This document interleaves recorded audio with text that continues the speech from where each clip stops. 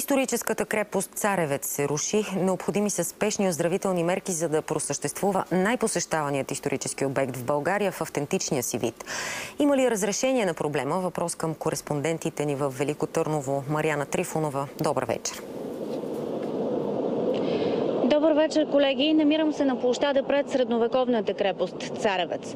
От мерки за сигурност обектът се заключва всяка вечер след 17 часа. Осветен е така, че да бъде разпознаваем от туристите. В тъмните часове на денонощието обаче красивата гледка зад мен прикрива наболели проблеми. Оказва се, че Царевец боледува. След всяка зима оригиналните средновековни зидове се рушат по естествен начин, а пари за опазването им няма.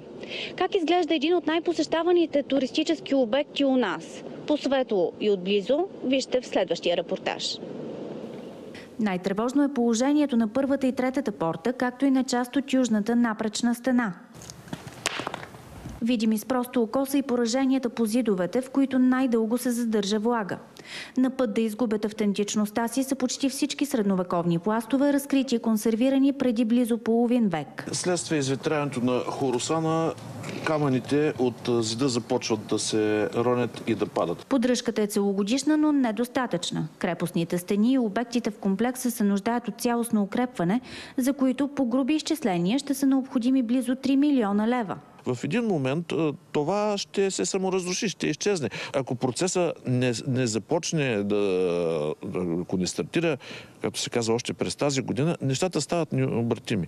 Там, където камъните вече са изпадали трудно, биха могли особено на по-големи участъци, да бъдат върнати на оригиналните места.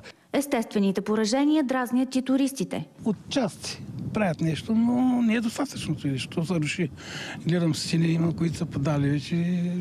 Просто ако не се вземат спешни мерки, да се казва, то се заминава. Да, опасно и то си пише, че трябва внимателно да се минава, качва деца до 7 годишни с придружител, понеже има възможност от пропадане, от трутене и така. Ако не е държавата, кой друг? Според мен трябва общината да помага. По-скоро, понеже повечето общини те сами си поддържат историческите находки, ценности и всичко друго, което притежава.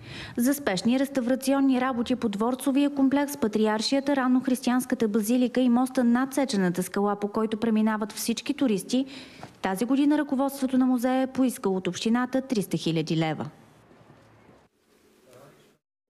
През миналата година през музеите в Велико Търново, в частност през Царевец, са преминали 500 000 туристи.